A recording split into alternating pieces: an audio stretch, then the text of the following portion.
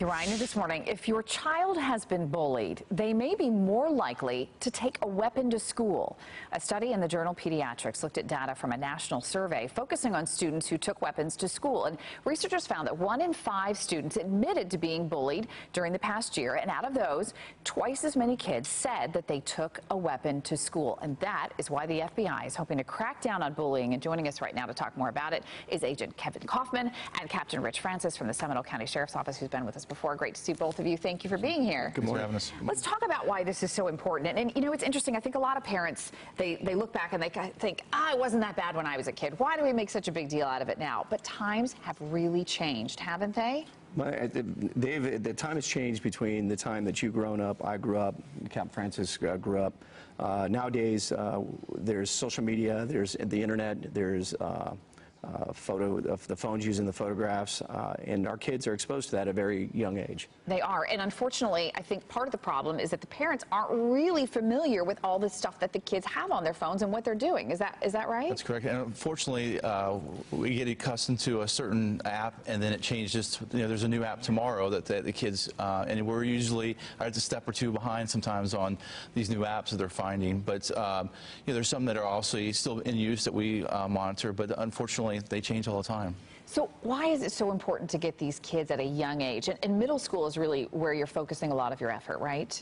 We are. We developed a presentation that we believed that would best be focused in the middle school era, based on the fact that we were giving the presentation to high school students, and the students by that time had already been exposed to everything that we were talking about.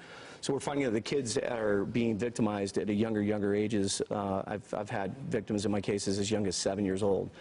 So it's very important that we get out and we educate the students as well as the parents about the dangers of social media and online internet posting, as well as bullying. So what does the presentation entail? What is it that helps you sort of get into their heads so that they realize how serious this is?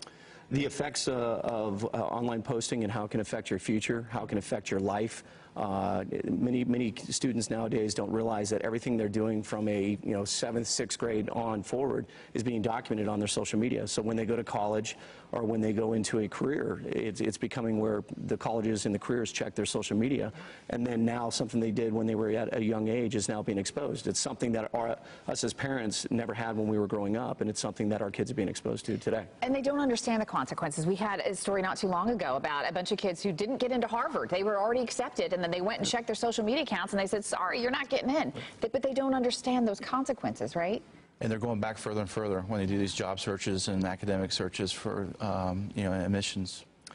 So what do you want the parents to know? Because that's really, it's great that you guys are getting into schools and you're talking to the kids, but really it's so important that the parents hear from you too. What do you want them to know? It's, with parents, is knowing what your kids are on, knowing the applications that your kids are using, being involved in your kid's life.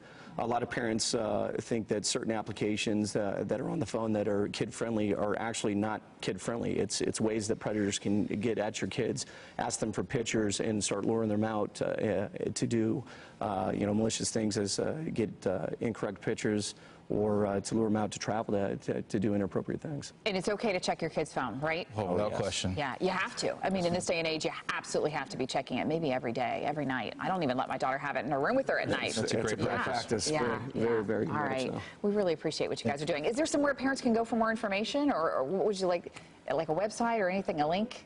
There's plenty of information on the website, but one thing that we did is we teamed up with Seminole County Sheriff's Office, and what we like to do is we go around to schools and we like to educate the parents one night and then go the next day and educate the students. So have your parents contact the local school system in Seminole County. Captain Francis is taking charge of that, but I'm in a Tri-County area, so I'll go anywhere in the Tri-County of Orange County or Osceola. We appreciate what you're doing so much, you guys. It's so needed. Thank you so much, both of you, for being with us this morning. Appreciate it. All right.